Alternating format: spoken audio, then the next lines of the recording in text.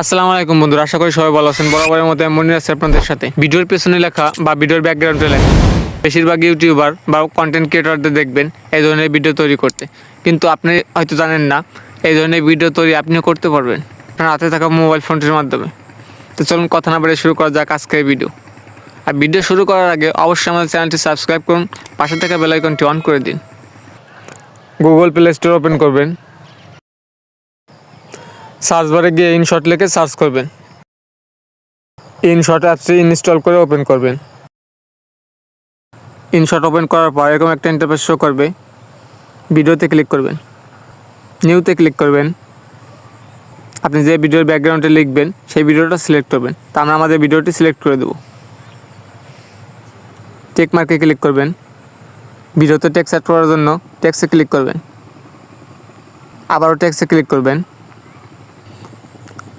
এখান থেকে আপনার পছন্দের লেখাটি লিখে দেবেন। তা আমরা আমাদের লেখাটি লিখে দেবো, ওয়েলকাম।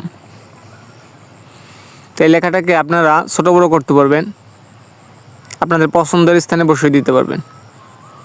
তা আমরা আমাদের পছন্দের স্থানে বসিয়ে দেবো। আমরা আরও কিছু লেখা অ্যাড করব।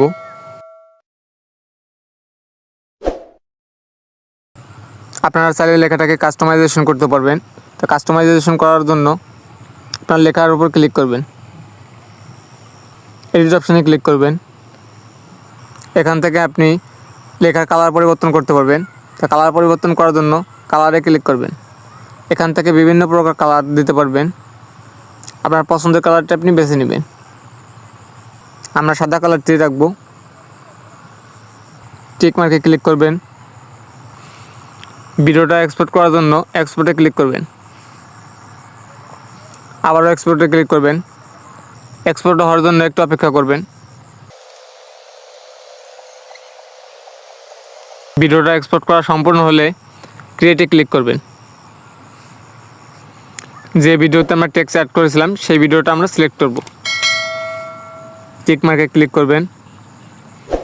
এখানে অনেকগুলো টুলস দেখতে পাবেন। স্ক্রল করে ডান দিকে আসবেন। ডান দিকে আসার পর পিপ নামে একটা অপশন পাবেন, পিপে ক্লিক করবেন। এডিট ছাড়া বা অরিজিনাল ভিডিওটা সিলেক্ট করতে হবে। তা আমরা আমাদের অরিজিনাল ভিডিওটা সিলেক্ট করে দেবো। ভিডিওটা সিলেক্ট করার পর এরকম একটা ইন্টারফেস শো করবে।